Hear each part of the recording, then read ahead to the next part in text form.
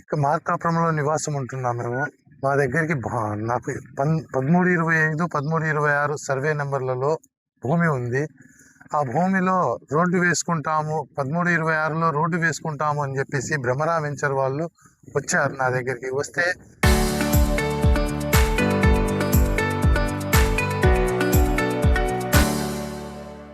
నాకు అమ్మదలుచుకోలేదు, నేను ఇప్పుడే అమ్మను అని చెప్పేసి చెప్పాను. చెప్తే కానీ మార్కాపురంలో పెద్ద మనుషులను తీసుకొచ్చి మీ భూమి నాకు అమ్మండి, రోడ్డు వేస్తాము, ఆ రోడ్డు వేస్తే మీకు మీ భూమికి కానీ రేట్లు వస్తాయని చెప్పేసి చెప్పారు. చెప్తే నేను ఎంతసారికి ఒప్పుకోకపోతే పెద్ద మనుషులు అని చెప్పి ఒప్పించారు.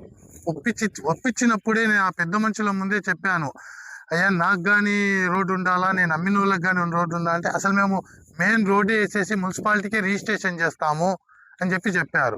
రాత్రికి రాత్రి వాళ్ళు కంచె వేసేసి మేము చెప్పిన రేట్లకు నువ్వు భూమి అమ్మ మాకు అని చెప్పేసి నాకు భయపిస్తున్నారు.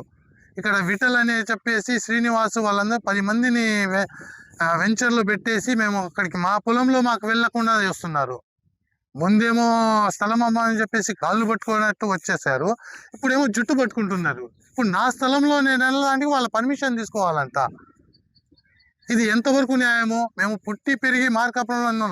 వాళ్ళు గుంటూరు నుంచి ఇక్కడికి వచ్చి మా మీద రువాబు చెలాయిస్తున్నారు. ఏమనంటే మా గుంటూరు ఎమ్మెల్యే ఉన్నారు, మేము కమ్మ కులస్తులము, మాదే గవర్నమెంట్ అని చెప్పేసి భయపిస్తున్నారు మాకు.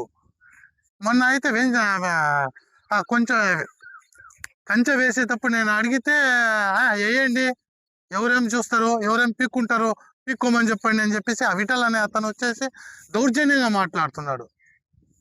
ఇది ఎంతవరకు న్యాయమో?